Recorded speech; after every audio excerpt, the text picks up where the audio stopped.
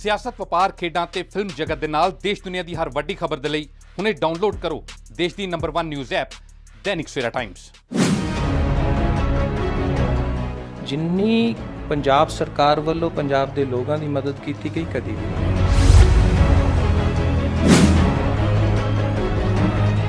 ਸਾਡਾ ਔਰ ਸਾਰੇ ਹਿੰਦੁਸਤਾਨ ਦਾ ਫਰਕ ਹੈ।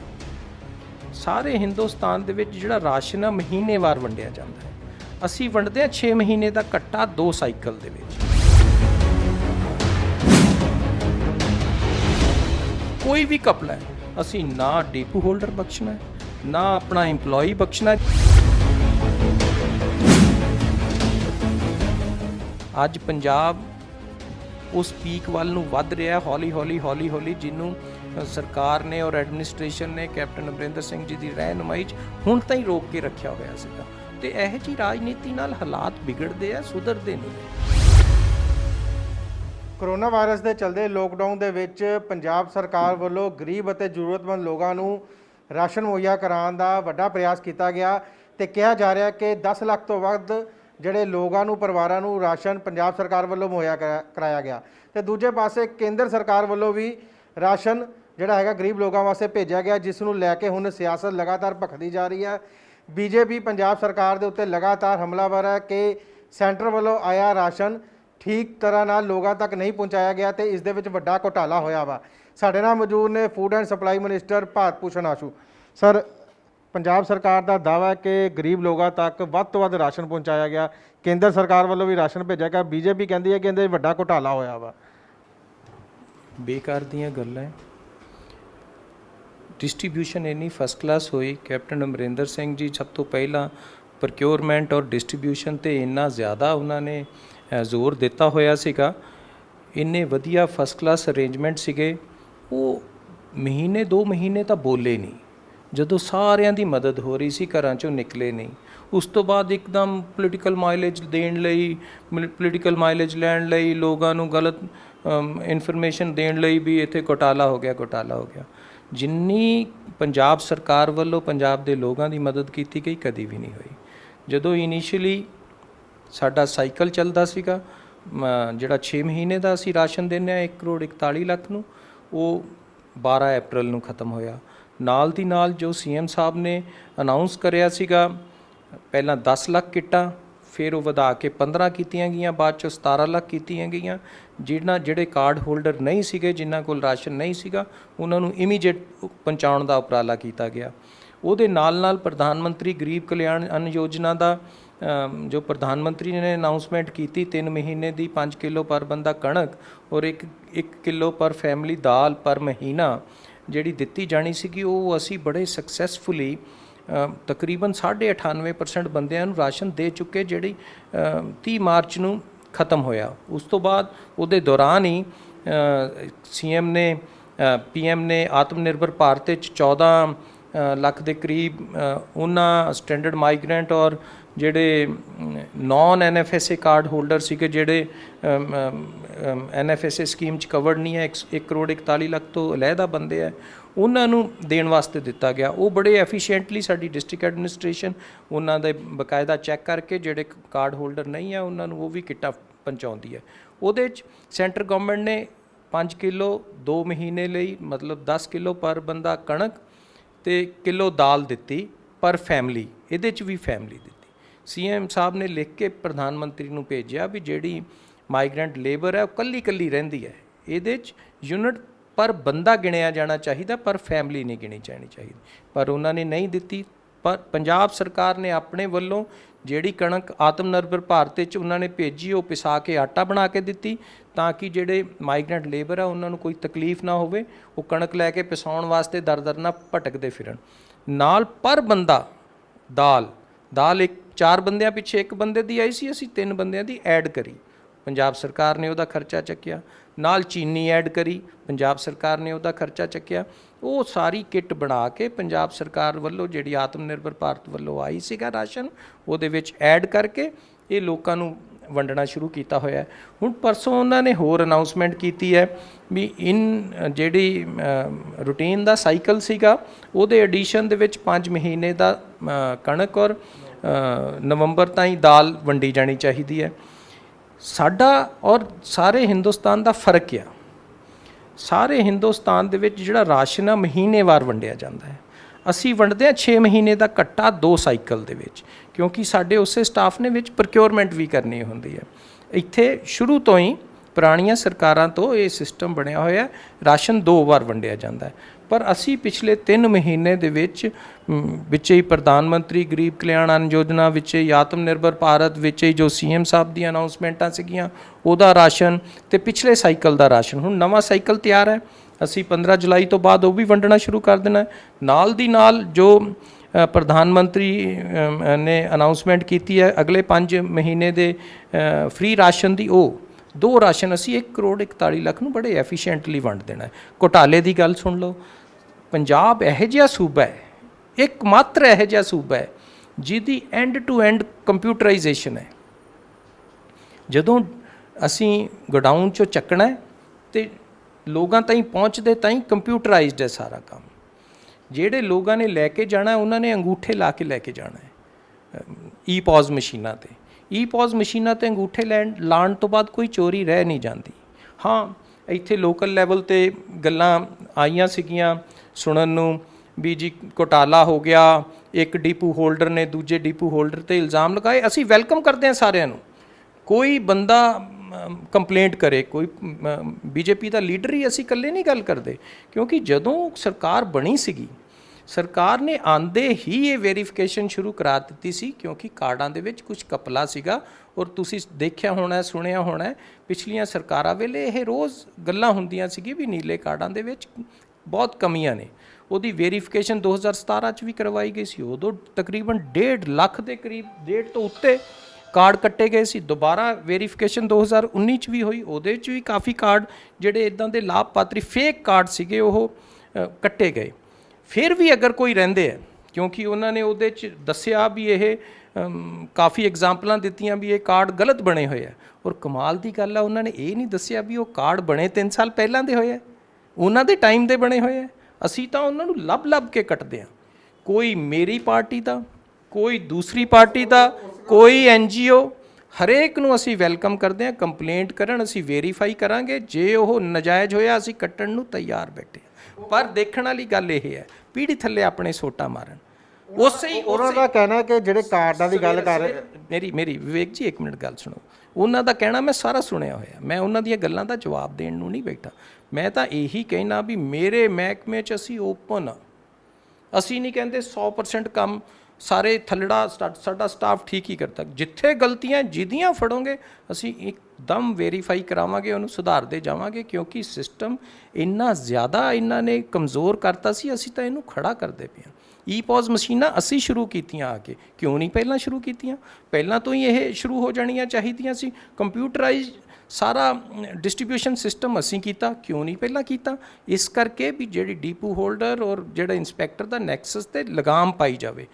ਜਦੋਂ 2017 ਤੋਂ ਪਹਿਲਾਂ ਡਿਸਟ੍ਰੀਬਿਊਸ਼ਨ ਹੁੰਦੀ ਸੀ ਪਰ ਸਾਈਕਲ ਦੀ 99% 100% ਹੁੰਦੀ ਸੀਗੀ, ਕਾਗਜ਼ਾਂ ਰਾਹੀਂ ਹੁੰਦੀ ਸੀਗੀ ਸਾਰੀ। ਹੁਣ ਜਦੋਂ ਡਿਸਟ੍ਰੀਬਿਊਸ਼ਨ ਈ-ਪੌਜ਼ ਮਸ਼ੀਨਾਂ ਰਾਹੀਂ ਹੋਣੀ ਸ਼ੁਰੂ ਹੋਈ, 88% 3 ਸਾਈਕਲ ਲਗਾਤਾਰ। ਉਹ 12% ਕਾਰਡ ਕਿਹਨਾਂ ਦੇ ਸੀ? ਕਿਉਂਕਿ ਅੰਗੂਠੇ ਲੱਗੇ ਨਹੀਂ। ਅਸੀਂ ਚੋਰੀ ਬਚਾਈ। ਫਿਰ ਵੀ ਕੁਛ ਇਹੋ ਜਿਹੇ ਬੰਦੇ ਬਚਦੇ ਆ, ਅਸੀਂ ਉਹਦੇ ਵਾਸਤੇ ਦੁਬਾਰਾ ਵੈਰੀਫਿਕੇਸ਼ਨ ਕਰੀ, ਲੋਕਾਂ ਨੂੰ ਕਿਹਾ ਸਾਹਮਣੇ ਆਓ। ਥੋੜ੍ਹਾ ਜਿਹਾ ਲੋਕਾਂ ਨੂੰ ਵੀ ਚਾਹੀਦਾ ਹੈ ਵੀ ਜਦੋਂ ਕੋਈ ਬੱਚਾ ਪੈਦਾ ਹੋ ਜਾਂਦਾ ਹੈ, ਉਹਦਾ ਤਾਂ ਨਾਮ ਐਡ ਕਰਾਉਣ ਲਈ ਫਟਾਫਟ ਐਪਲੀਕੇਸ਼ਨ ਦੇ ਦਿੰਦੇ ਆ, ਅਤੇ ਜੇ ਘਰ ਦੇ ਵਿੱਚ ਕੋਈ ਮੌਤ ਹੋ ਜਾਂਦੀ ਹੈ ਤਾਂ ਉਹ ਲੋਕ ਕੋਈ ਦੱਸਣ ਨਹੀਂ ਆਉਂਦੇ। ਜਿਹੜਾ ਬਾਅਦ ਚੋਂ ਫਿਰ ਇਹੋ ਜਿਹੇ ਲੋਕ ਪੋਲੀਟੀਕਲ ਬੰਦੇ ਉਹਨੂੰ ਸਕੈਮ ਦਾ ਰੂਪ ਦੇਣ ਲੱਗ ਜਾਂਦੇ, ਤਾਂ ਫਿਰ ਸਕੈਮ ਦੇ ਵਿੱਚ ਤਾਂ ਪਬਲਿਕ ਵੀ ਸ਼ਾਮਲ ਹੋ ਗਈ। ਵਿਵੇਕ ਜੀ, ਇਹ ਸਾਰੀਆਂ ਚੀਜ਼ਾਂ, ਕੁਛ ਚੀਜ਼ਾਂ ਲੋਕਾਂ ਨੂੰ ਆਪ ਵੀ ਆਪਣੀ ਜ਼ਿੰਮੇਵਾਰੀ ਸਮਝ। ਸਾਡੇ ਵੱਲੋਂ ਕੋਈ ਕਮੀ ਨਹੀਂ, ਸਾਡੇ ਸਟਾਫ ਨੂੰ ਜਿੰਨਾ ਮਰਜ਼ੀ ਤੁਸੀਂ ਨਿਸ਼ਾਨੇ 'ਤੇ ਰੱਖੋ, ਅਸੀਂ ਹਮੇਸ਼ਾ ਅੰਡਰ ਸਕਰੂਟਨੀ ਆ ਔਰ ਓਪਨ ਟੂ ਸਕਰੂਟਨੀ ਆ, ਪਬਲਿਕ ਸਕਰੂਟਨੀ 'ਚ। ਤੁਸੀਂ ਮੰਨਦੇ ਹੋ ਕਿ ਜੇ ਨੀਚਲੇ ਲੈਵਲ 'ਤੇ ਜਿਹੜੀਆਂ ਮੰਨ ਲਓ ਜਿਹੜੇ ਵਿਪਕਸ਼ੀ ਪਾਰਟੀਆਂ ਆਰੋਪ ਲਾ ਰਹੀਆਂ, ਜੇ ਨੀਚਲੇ ਲੈਵਲ ਡੀਪੂ ਲੈਵਲ 'ਤੇ ਕੋਈ ਇਸ ਤਰ੍ਹਾਂ ਦੀ ਚੀਜ਼ਾਂ ਸਾਹਮਣੇ ਆਈਆਂ ਤੇ ਉਹਦੇ 'ਤੇ ਕਾਰਵਾਈ ਕੀਤੀ ਜਾਵੇਗੀ? ਮੈਂ ਤਾਂ ਤੁਹਾਨੂੰ ਕਹਿ ਦਿੱਤਾ, ਹਮੇਸ਼ਾ ਤੋਂ ਫੂਡ ਮਹਿਕਮੇ ਦੇ ਵਿੱਚ ਕਾਰਵਾਈ ਹੁੰਦੀ ਆਈ। ਤੁਹਾਨੂੰ ਪਤਾ ਇਸ ਡਿਸਟ੍ਰੀਬਿਊਸ਼ਨ 'ਚ ਜਿੱਥੇ ਇਹ ਪਾਰਟੀਆਂ ਇਲਜ਼ਾਮ ਲਗਾ ਰਹੀਆਂ ਨੇ ਖੜ ਕੇ ਵੀ ਕਾਰਵਾਈ ਹੁੰਦੀ ਹੈ ਕਿ ਨਹੀਂ ਹੁੰਦੀ? ਇਹ ਤੁਹਾਡੀ ਪਬਲਿਕ ਡੋਮੇਨ ਵਾਸਤੇ ਓਪਨ ਗੱਲ ਹੈ, ਅਸੀਂ ਇਕੱਲੇ ਲੁਧਿਆਣੇ 'ਚ 30 ਦੇ ਕਰੀਬ ਡੀਪੂ ਸਸਪੈਂਡ ਕੀਤੇ। ਸਾਨੂੰ ਜਿੱਥੇ ਪਤਾ ਚੱਲਦਾ, ਇਸ ਮੌਕੇ ਤੇ ਖਾਸ ਤੌਰ ਤੇ ਇਹ ਧਿਆਨ ਰੱਖਿਆ ਗਿਆ ਬਈ ਕਿਤੇ ਵੀ ਗਰੀਬਾਂ ਦੇ ਖਾਣ ਵਾਲੇ ਰਾਸ਼ਨ 'ਚ ਇਸ ਮੌਕੇ ਤੇ ਕੋਈ ਅਮਾਨਤ 'ਚ ਖਿਆਨਤ ਨਾ ਹੋਵੇ। ਜਿੱਥੇ ਜਿਹਨੇ ਕੋਈ ਘਪਲਾ ਕੀਤਾ ਮੈਂ ਜਦ ਹੀ ਸਸਪੈਂਡ ਕਰਦਾ ਤੁਰਿਆ ਗਿਆ ਵੀ ਮੈਨੂੰ ਕੋਈ ਇੱਕ ਪੈਸੇ ਕਮੀ ਨਹੀਂ ਚਾਹੀਦੀ। ਕੋਈ ਬੰਦਾ ਪ੍ਰੈਸ ਕਾਨਫਰੰਸ ਕਰਕੇ ਮਾਈਲੇਜ ਕਾਹਦੀ ਲੈਂਦਾ, ਮੈਨੂੰ ਲਿਖ ਕੇ ਦੇਵੇ, ਮੈਂ ਤਾਂ ਉਹਦੇ ਤੇ ਹੀ ਐਕਸ਼ਨ ਕਰੀ ਜਾਂਦਾ। ਇਹਨਾਂ ਦੇ ਕਹਿਣ ਨਾਲ ਨਹੀਂ ਹੋਣਾ, ਕਿਉਂਕਿ ਉਹੀ ਬੰਦੇ ਜੇ 3 ਸਾਲ ਪਹਿਲਾਂ ਕਾਰਡ ਬਣਾ ਕੇ ਬੀਜੇਪੀ 'ਚ ਬੈਠੇ ਸਨ, ਜਿਨ੍ਹਾਂ ਦੇ ਡਿਪੂਆਂ ਤੇ ਇਲਜ਼ਾਮ ਲਗਾਉਂਦੇ, ਤਾਂ ਉਦੋਂ ਉਹ ਸਾਧ ਸੀਗੇ ਤੇ ਕਾਰਡ ਬਣੇ ਹੋਏ 3 ਸਾਲ ਪਹਿਲਾਂ ਦੇ, ਤੇ ਹੁਣ ਜੇ ਉਹ ਕਾਂਗਰਸ 'ਚ ਆ ਗਏ ਤਾਂ ਉਹ ਡਾਕੂ ਹੋ ਗਏ। ਇਹ ਸਭ ਐਵੇਂ ਪੋਲਿਟਿਕਸ ਤੋਂ ਇਲਾਵਾ ਕੁਝ ਨਹੀਂ ਹੈ। ਪਰ ਇੱਕ ਗੱਲ ਬੜੀ ਗਰੰਟੀ ਹੈ ਵੀ ਲੋਕਾਂ ਦੇ ਰਾਸ਼ਨ ਦੇ ਵਿੱਚ ਅਸੀਂ ਬਿਲਕੁਲ ਘਪਲਾ ਹੋਣ ਨਹੀਂ ਦੇਣਾ ਔਰ ਬਰਦਾਸ਼ਤ ਨਹੀਂ ਕਰਾਂਗੇ। ਇਹ ਸਾਡੇ ਸੀਐਮ ਸਾਹਿਬ ਕੈਪਟਨ ਅਮਰਿੰਦਰ ਸਿੰਘ ਹੁਣਾਂ ਦੀ ਸਿੱਧੀ ਸਾਨੂੰ ਡਾਇਰੈਕਸ਼ਨ ਹੈ। ਤੇ ਜਿੱਥੇ ਸਾਨੂੰ ਲੱਗਿਆ ਵੀ ਕੋਈ ਵੀ ਘਪਲਾ ਹੈ, ਅਸੀਂ ਨਾ ਡੀਪੂ ਹੋਲਡਰ ਬਖਸ਼ਣਾ ਹੈ, ਨਾ ਆਪਣਾ EMPLOYEE ਬਖਸ਼ਣਾ ਜੇ ਉਹਦੇ ਲੈਵਲ ਤੇ ਉਹਦੇ ਪਾਰਟ ਤੇ ਕੋਈ ਵੀ ਸਾਨੂੰ ਕੋਤਾਹੀ ਨਜ਼ਰ ਆ ਗਈ। ਇਹ ਬਿਲਕੁਲ ਕਲੀਅਰ ਹੈ। ਤੇ ਦੂਜੇ ਪਾਸੇ ਇੱਕ ਜਿਹੜਾ ਹੁਣ ਪ੍ਰਧਾਨ ਮੰਤਰੀ ਨਰਿੰਦਰ ਮੋਦੀ ਵੱਲੋਂ ਰਾਸ਼ਨ ਨੂੰ ਐਕਸਟੈਂਡ ਕੀਤਾ ਗਿਆ ਨਵੰਬਰ ਦੇ ਵਿੱਚ, ਉੱਥੇ ਉਹਨਾਂ ਦੀ ਡਿਮਾਂਡ ਹੈ ਕਿ ਬਾਕੀ ਜਿਹੜਾ ਰਾਸ਼ਨ ਸੈਂਟਰ ਵੱਲੋਂ ਆ ਰਿਹਾ, ਪੰਜਾਬ ਸਰਕਾਰ ਚਾਹ ਪੱਤੀ ਤੇ ਘਿਓ ਆਪਣੇ ਵੱਲੋਂ ਪਾ ਕੇ ਗਰੀਬਾਂ ਨੂੰ ਦੇਵੇ। ਪੰਜਾਬ ਸਰਕਾਰ ਵੱਲੋਂ ਇਹ ਬਿਲਕੁਲ ਖੇਚਲ ਨਾ ਕਰਨ, ਇਹ ਕਸ਼ਟ ਨਾ ਕਰਨ ਵੀ ਇਹ ਨਰਿੰਦਰ ਮੋਦੀ ਕੋਈ ਜੇਬ 'ਚੋਂ ਵੰਡਦੇ ਪਏ ਹੈ। ਪ੍ਰਧਾਨ ਮੰਤਰੀ ਸਾਹਿਬ ਨੇ ਅੱਜ ਤਾਈਂ ਪੰਜਾਬ ਨੂੰ ਜਦੋਂ ਦਾ ਕਰੋਨਾ ਆਇਆ 150 ਪੌਣੇ 200 ਕਰੋੜ ਤੋਂ ਵੱਧ ਪੈਸਾ ਹੀ ਨਹੀਂ ਭੇਜਿਆ। ਤੇ ਇਹ ਲਿਸਟਾਂ ਦੇ ਰਹੇ ਸੀ ਮੈਡਮ ਜੀ, GST ਜਿਹੜਾ ਸਾਡਾ ਸ਼ੇਅਰ ਬਣਦਾ ਆ ਉਹਦੀ ਵੀ ਲਿਸਟ ਦੇ ਰਹੇ ਸੀ ਵੀ ਇਹ ਆ ਗਿਆ, ਪੰਜਾਬ ਨੂੰ ਪੈਸਾ ਆ ਗਿਆ, ਪੰਜਾਬ ਨੂੰ GST ਅੱਜ ਤਾਈਂ ਵੀ ਉਹਨਾਂ ਨੇ ਫਰਵਰੀ ਮਾਰਚ ਦਾ ਹੀ ਦਿੱਤਾ, ਮਾਰਚ ਤੋਂ ਅੱਗੇ ਦਾ ਅੱਜ ਵੀ ਨਹੀਂ ਆਇਆ। ਅੱਜ ਮਦਦ ਨਹੀਂ ਕੀਤੀ, ਕਿਤੇ ਵੀ ਨਹੀਂ ਮਦਦ ਕੀਤੀ। ਇਹ ਕੋਸ਼ਿਸ਼ ਐਵੇਂ ਦੱਸਣ ਦੀ ਵੀ ਪ੍ਰਧਾਨ ਮੰਤਰੀ ਜੀ ਕਰਦੇ, ਸਟੇਟਾਂ ਦੇ ਹੱਕ ਨੇ। ਇਹ ਫੂਡ ਸਿਕਿਉਰਿਟੀ ਐਕਟ ਦੇ ਵਿੱਚ ਲੋਕਾਂ ਦਾ ਹੱਕ ਸੀਗਾ, ਜਿਹੜੀ 1 ਕਰੋੜ 41 ਲੱਖ ਸਾਡੀ ਤੇ ਸਾਰੇ ਹਿੰਦੁਸਤਾਨ ਦਾ 80 ਕਰੋੜ ਜਨਤਾ ਨੂੰ, ਜਦੋਂ ਸੋਨੀਆ ਗਾਂਧੀ ਜੀ ਨੇ ਕੈਪਟਨ ਡਾਕਟਰ ਮਨਮੋਹਨ ਸਿੰਘ ਜੀ ਦੀ ਸਰਕਾਰ ਦੇ ਵਿੱਚ ਇਹ ਹੱਕ ਦਿੱਤਾ ਸੀ ਫੂਡ ਸਿਕਿਉਰਿਟੀ ਦਾ। ਇਹ ਉਹਨਾਂ ਦਾ ਹੱਕ ਆ, ਉਹਨਾਂ ਤਾਈਂ ਪਹੁੰਚਦਾ ਪਿਆ, ਨਾ ਕਿਸੇ ਮੋਦੀ ਨੇ ਦਿੱਤਾ ਤੇ ਨਾ ਕਿਸੇ ਹੋਰ ਨੇ ਦਿੱਤਾ। ਇਹ ਸਾਰਾ ਇਸ ਮੁਲਕ ਦੀ ਜਨਤਾ ਦਾ ਹੱਕ ਆ। ਜਿਹੜਾ ਅਨਾਜ ਕਿਸਾਨ ਪੈਦਾ ਕਰਦਾ ਹੈ ਉਹ ਹਰ ਉਸ ਭੁੱਖੇ ਦੇ ਢਿੱਡ 'ਚ ਜਾਣਾ ਚਾਹੀਦਾ ਜਿਹੜਾ ਲੋੜਵੰਦ ਆ। ਇੱਕ ਹੋਰ ਸਵਾਲ ਹੈ, ਕੱਲ ਸਿਮਰ ਬੈਂਸ ਇੱਥੇ ਮਸਕਟ ਤੋਂ ਆਏ ਪੰਜਾਬੀਆਂ ਨੂੰ ਮਿਲ ਕੇ ਆਏ ਆ ਤੇ ਪੰਜਾਬ ਸਰਕਾਰ ਦੇ ਉੱਤੇ ਤਿੱਖਾ ਹਮਲਾ ਕੀਤਾ ਵਾ ਕਿ ਉਹ ਕਹਿੰਦੇ ਕਿ ਸਰਕਾਰ ਜਿਹੜੀ ਹੈਗੀ ਹੈ ਪੂਰੀ ਤਰ੍ਹਾਂ ਚੋਕ ਹੋ ਕੇ ਰਹਿ ਗਈ ਹੈ, ਕਿਉਂਕਿ ਪ੍ਰਸ਼ਾਸਨ ਜਿਹੜਾ ਸ਼ਾਸਨ ਹੈ ਸੁਸਤ ਪਿਆ ਵਾ। ਇਸ ਕਰਕੇ ਮੁੱਖ ਮੰਤਰੀ ਨੂੰ ਚਾਹੀਦਾ ਕਿ ਜੇ ਕਰੋਨਾ ਤੋਂ ਇੰਨਾ ਹੀ ਡਰ ਲੱਗਦਾ ਤੇ ਆਪਣੇ ਕਿਸੇ ਮੰਤਰੀ ਨੂੰ ਉਪ ਮੁੱਖ ਮੰਤਰੀ ਬਣਾ ਕੇ ਉਹਨੂੰ ਸ਼ਕਤੀਆਂ ਦੇਣ ਤਾਂ ਕਿ ਲੋਕਾਂ ਦੀ ਜਿਹੜੀ ਹੈਗੀ ਸਾਰ ਲਿੱਤੀ ਜਾ ਸਕੇ। ਮੈਂ ਉਹਨਾਂ ਦੀ ਗੱਲਾਂ 'ਤੇ ਕੋਈ ਕਮੈਂਟ ਨਹੀਂ ਕਰ। ਸਰਕਾਰਾਂ ਚੱਲ ਰਹੀਆਂ, ਕੈਪਟਨ ਅਮਰਿੰਦਰ ਸਿੰਘ ਦੀ ਇਕੱਲੇ ਪੰਜਾਬ 'ਚ ਜਾਂ ਹਿੰਦੁਸਤਾਨ 'ਚ ਨਹੀਂ ਦੁਨੀਆ 'ਚ ਪ੍ਰੇਜ਼ ਹੋ ਰਹੀ ਹੈ। ਜਿਸ ਤਰੀਕੇ ਉਹਨਾਂ ਨੇ ਇਹ ਕਰੋਨਾ ਨੂੰ ਕਿਸ ਤਰੀਕੇ ਪੰਜਾਬ ਦੇ ਵਿੱਚ ਰੋਕਣ ਦੇ ਯਤਨ ਕੀਤੇ ਨੇ, ਸਾਰੀ ਸਰਕਾਰੀ ਮਸ਼ੀਨਰੀ ਦੀ ਸਾਡੀ ਸ਼ਲਾਘਾ ਹੋ ਰਹੀ ਹੈ। ਜਿਹੜੇ ਕੰਸਰਨਡ ਮਿਨਿਸਟਰ ਨੇ ਆਪਣੀਆਂ ਮਿਨਿਸਟਰੀਆਂ ਦੇ ਵਿੱਚ ਪਰਫਾਰਮ ਕਰ ਰਹੇ ਨੇ। ਮਸਕਟ ਤੋਂ ਲਿਆਂਦਾ ਇੰਟਰਨੈਸ਼ਨਲ ਮਸਲਾ ਆ, ਇੱਥੇ ਉਹ ਦੱਸਣ ਜਿੱਥੇ ਕਮਜ਼ੋਰੀ ਹੈ ਉਹਨੂੰ ਅਸੀਂ ਜ਼ਰੂਰ ਦੂਰ ਕਰਾਂਗੇ। ਉਹਨਾਂ ਦੇ ਸੁਝਾਵਾਂ ਦਾ, ਉਹਨਾਂ ਦੇ ਕੰਪਲੇਂਟਸ ਨੂੰ ਅਸੀਂ ਵੈਲਕਮ ਕਰਦੇ ਹਾਂ। ਅਸੀਂ ਕਦੀ ਕਿਸੇ ਦੀ ਆਵਾਜ਼ ਦਬਾਉਣ ਦੇ ਵਿੱਚ ਵਿਸ਼ਵਾਸ ਨਹੀਂ ਰੱਖਦੇ, ਪਰ ਜ਼ਰੂਰਤ ਇਹ ਹੈ ਇਸ ਮੌਕੇ ਤੇ ਬੜੀ ਕੰਸਟਰਕਟਿਵ ਆਪੋਜੀਸ਼ਨ ਹੋਣੀ ਚਾਹੀਦੀ ਹੈ। ਕਿਉਂਕਿ ਤੁਸੀਂ ਮੈਰੀਟੋਰੀਅਸ ਸਕੂਲ ਜਿਹੜੇ ਕੋਵਿਡ ਸੈਂਟਰ ਬਣਾਏ ਗਏ ਸੀ ਉਹਨਾਂ ਨੂੰ ਜਾ ਕੇ ਵੀ ਬੈਂਸ ਸਾਹਿਬ ਨੇ ਬੜੀ ਰਾਜਨੀਤੀ ਕੀਤੀ ਸੀ, ਜਿੱਥੇ ਹੈ ਨਹੀਂ ਸੀ। ਬੜੇ ਵਧੀਆ ਪ੍ਰਬੰਧ ਉੱਥੇ ਕੀਤੇ ਗਏ, ਲੋਕਾਂ ਨੇ ਬਹੁਤ ਸਾਰਿਆਂ ਨੇ ਉੱਥੇ ਉਹਨਾਂ ਦੀ ਪ੍ਰੇਜ਼ ਵੀ ਕੀਤੀ। ਕੋਈ ਇੱਕ ਅੱਧਾ ਬੰਦਾ ਦੁਖੀ ਹੋ ਕੇ ਆਪਣੇ ਆਪ ਨੂੰ ਵਾਇਰਲ ਕਰਦਾ ਵੀ ਸਾਡੇ ਨਾਲ ਤਾਂ ਬਹੁਤ ਧੱਕਾ ਹੋ ਗਿਆ। ਉੱਥੇ ਖਾਣੇ ਦੇ ਪ੍ਰਬੰਧ ਦੇਖੋ, ਉੱਥੇ ਰਹਿਣ ਦੇ ਪ੍ਰਬੰਧ ਦੇਖੋ। ਹੁਣ ਤੁਸੀਂ ਸਰਕਾਰਾਂ ਸਭ ਨੂੰ 5 ਸਟਾਰ ਫੈਸਿਲਿਟੀ ਨਹੀਂ ਦੇ ਸਕਦੀਆਂ, ਪਰ 3 ਸਟਾਰ ਫੈਸਿਲਿਟੀ ਤਾਂ ਉੱਥੇ 2 ਸਟਾਰ ਤਾਂ ਜ਼ਰੂਰ ਹੈਗੀ। ਹਰੇਕ ਨੂੰ ਅੱਛਾ ਪ੍ਰਬੰਧ ਹੈ ਰਹਿਣ ਧੋਣ ਦਾ, ਨਹਾਉਣ ਦਾ। ਉੱਥੇ ਸਾਰਿਆਂ ਨੂੰ ਅੱਜ ਦੀ ਮਹਾਮਾਰੀ 'ਚ ਇੱਕ ਦੂਸਰੇ ਨਾਲ ਰਲ ਕੇ ਰਹਿਣਾ ਪੈਣਾ। ਇੰਨੇ ਵਧੀਆ ਅਰੇਂਜਮੈਂਟਾਂ ਨੂੰ ਤੁਸੀਂ ਚੈੱਕ ਕਰ ਸਕਦੇ ਹੋ ਜਾ ਕੇ। ਪ੍ਰੈਸ ਹਮੇਸ਼ਾ ਉੱਥੇ ਜਾਂਦੀ ਹੈ, ਉੱਥੇ ਦੇਖਦੀ ਹੈ, ਹਾਲਾਤਾਂ ਨੂੰ ਦੇਖਦੀ ਹੈ। ਪਰ ਇਹ ਅਜੀਬ ਤਰੀਕੇ ਦੀ ਰਾਜਨੀਤੀ ਹੋ ਗਈ ਵੀ ਹਾਂ ਮੈਂ ਹਾਜ਼ਰੀ ਲਗਵਾ ਲਾਂ, ਕਿਸੇ ਨੂੰ ਨਿੰਦ ਕੇ ਆਪਣੀ ਰਾਜਨੀਤੀ 'ਚ ਚਮਕਾ ਲਾਂ। ਇਹ ਚਾਹੀਦਾ ਨਹੀਂ ਹੈ। ਅਸੀਂ ਉਹਨਾਂ ਨੂੰ ਕਹਿੰਦੇ ਹਾਂ ਨਾਲ ਰਲ ਕੇ ਚੱਲੋ। ਉਹਨਾਂ ਨੇ ਵੀ ਜਿੰਨਾ ਉਹਨਾਂ ਦੇ ਕੋਲੋਂ ਮਦਦ ਹੋ ਸਕੀ ਕੋਵਿਡ ਦੇ ਦੌਰਾਨ ਲੋਕਾਂ ਦੀ ਮਦਦ ਕਰਦੇ ਰਹੇ। ਐਡਮਿਨਿਸਟ੍ਰੇਸ਼ਨ ਤੋਂ ਜਿਹਦੀ ਮਰਜ਼ੀ ਮਦਦ ਲਓ, ਐਡਮਿਨਿਸਟ੍ਰੇਸ਼ਨ ਕਿਸੇ ਨੂੰ ਨਹੀਂ ਰੋਕਦੀ। ਇਸ ਵੇਲੇ ਕੋਈ ਪਾਰਟੀਬਾਜ਼ੀ ਨਹੀਂ ਹੈ। ਪਾਰਟੀਬਾਜ਼ੀ ਤੋਂ ਉੱਤੇ ਉੱਠ ਕੇ ਇਸ ਲੜਾਈ ਦੇ ਵਿੱਚ ਸਾਰਿਆਂ ਦੇ ਸਾਥ ਦੀ ਲੋੜ ਆ। ਇਹ ਲੜਾਈ ਹਲੇ ਵੀ ਬਹੁਤ ਲੰਬੀ ਹੈ। ਸਭ ਨੇ ਇਹ ਸੋਚਿਆ ਵੀ ਲਾਕਡਾਊਨ ਖਤਮ ਹੋ ਗਿਆ ਤਾਂ ਸ਼ਾਇਦ ਲੜਾਈ ਖਤਮ ਹੋ ਗਈ ਤੇ ਹੁਣ ਪੋਲਿਟਿਕਸ ਸ਼ੁਰੂ ਕਰ ਲਈਏ। ਅੱਜ ਹਲੇ ਪੋਲਿਟਿਕਸ ਦਾ ਟਾਈਮ ਨਹੀਂ ਹੈ। ਅੱਜ ਪੰਜਾਬ ਉਸ ਪੀਕ ਵੱਲ ਨੂੰ ਵੱਧ ਰਿਹਾ ਹੌਲੀ ਜਿਹਨੂੰ ਸਰਕਾਰ ਨੇ ਔਰ ਐਡਮਿਨਿਸਟ੍ਰੇਸ਼ਨ ਨੇ ਕੈਪਟਨ ਅਮਰਿੰਦਰ ਸਿੰਘ ਜੀ ਦੀ ਰਹਿਨੁਮਾਈ 'ਚ ਹੁਣ ਤਾਂ ਹੀ ਰੋਕ ਕੇ ਰੱਖਿਆ ਹੋਇਆ ਸੀਗਾ। ਤੇ ਇਹੋ ਜਿਹੀ ਰਾਜਨੀਤੀ ਨਾਲ ਹਾਲਾਤ ਵਿਗੜਦੇ ਆ, ਸੁਧਰਦੇ ਨਹੀਂ ਹੈ। ਕਿਉਂਕਿ ਇੰਪਲਾਈਆਂ ਨੂੰ ਜਿਹੜੇ ਦਿਨ ਰਾਤ ਮਿਹਨਤ ਕਰਦੇ ਆ, ਇੰਨੇ ਸਟ੍ਰੈਸ 'ਚ ਕੰਮ ਕਰਦੇ ਆ, ਉਹਨਾਂ ਨੂੰ ਵੀ ਮਦਦ ਦੀ ਬਹੁਤ ਲੋੜ ਰਹਿੰਦੀ ਹੈ। ਜੀ ਬਿਲਕੁਲ, ਐਸੇ ਕਿ ਕੈਬਨਿਟ ਮੰਤਰੀ ਪੰਜਾਬ ਭਾਰਤ ਭੂਸ਼ਣ ਆਸ਼ੂ ਜਿਨ੍ਹਾਂ ਦਾ ਸਾਫ਼ ਕਹਿਣਾ ਹੈ ਕਿ ਕਿਸੇ ਵੀ ਤਰ੍ਹਾਂ ਦੀ ਇਸ ਔਖੀ ਘੜੀ ਦੇ ਵਿੱਚ ਰਾਜਨੀਤੀ ਨਹੀਂ ਕਰਨੀ ਚਾਹੀਦੀ। ਵਿਪਕਸ਼ੀ ਪਾਰਟੀਆਂ ਨੂੰ ਤੇ ਸਾਥ ਮਿਲ ਕੇ ਕੰਮ ਕਰਨੇ ਚਾਹੀਦੇ ਨੇ।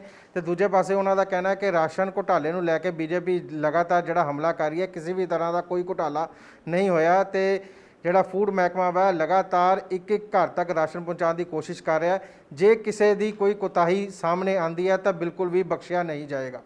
ਕੈਮਰਾਮੈਨ ਰੋਹਿਤ ਦੇ ਨਾਲ ਵਿਵੇਕ ਟਾਲ, ਦੈਨਿਕ ਸਵੇਰਾ ਟੀਵੀ ਲੁਧਿਆਣਾ। ਦੁੱਖ ਇਸ ਗੱਲ ਦਾ ਨਹੀਂ ਸੀ ਕਿ ਉਹ ਮੈਨੂੰ ਛੱਡ ਕੇ ਜਾ ਰਹੀ ਸੀ। ਦੁੱਖ ਤਾਂ ਬਸ ਇਸ ਗੱਲ ਦਾ ਸੀ ਕਿ ਇੰਨੇ ਸਾਲਾਂ ਤੋਂ ਆਪਾਂ ਨਾਲ ਸੀ, ਪਰ ਮੈਂ ਕਦੇ ਆਪਣੇ ਦਿਲ ਦੀਆਂ ਗੱਲਾਂ ਨਹੀਂ ਉਹਦੇ ਨਾਲ ਸਾਂਝੀਆਂ ਕਰ ਸਕਿਆ।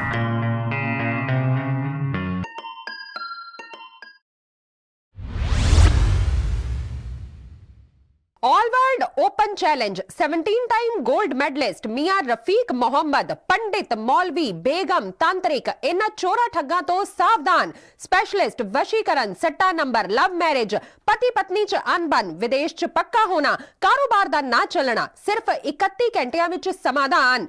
फ्री फ्री फ्री मियां रफीक मोहम्मद। मोबाइल 84 374 94 647, 84 374 94 648।